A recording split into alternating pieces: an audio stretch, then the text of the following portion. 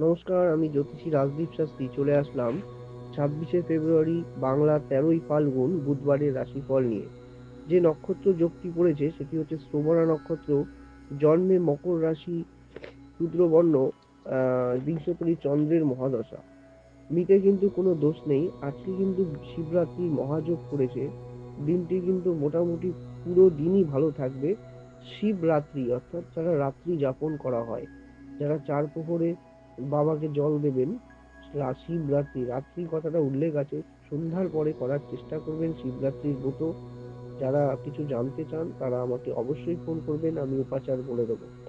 এবার চলে আসি আজকের আকাশমণ্ডলীতে যে গ্রহ অবস্থান রয়েছে সেই সাপেক্ষে মেষ, বৃষ, মিথুন, কর্কট, সিংহ, কন্যা, তুলা, বৃশ্চিক, ধনু, মকর, কুম্ভ, মীন, এই 12টি রাশির কার কেমন যাবে সেই বিষয় নিয়ে আলোচনা করছি।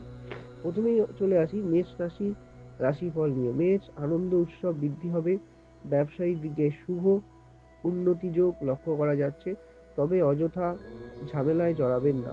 বৃষ, আর্থিক উন্নতি, ভ্রমণ যোগ লক্ষ্য করা যাচ্ছে।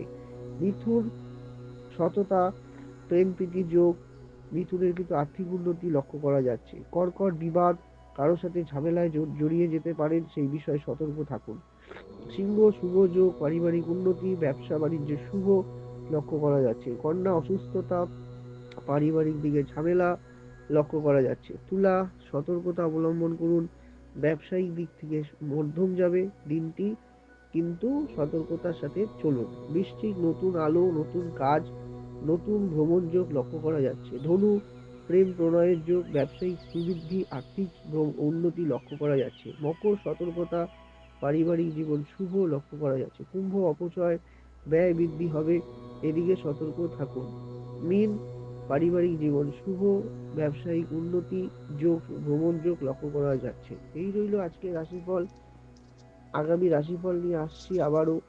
যারা আমায় দেখাতে চান তারা পশ্চিমবঙ্গের সমস্ত জেলায় আমায় পাবেন। এছাড়া অনলাইন কনসালটেন্সির সুব্যবস্থা রয়েছে, এবং আমার প্রতিকার সাথে থাকলে ভাগ্য ভবিষ্যৎ আপনার সাথে, সেটা সবাই জানেন। কারণ আমি কিন্তু খুব লিমিটেড লোককে কিন্তু রেমেডি দিয়ে থাকি, সেই বিষয়ে কিন্তু আপনারা জানেন। ভালো থাকুন, সুস্থ থাকুন এবং সৌভাগ্যের দিশারি চ্যানেলের সাথে যুক্ত থাকুন। নমস্কার।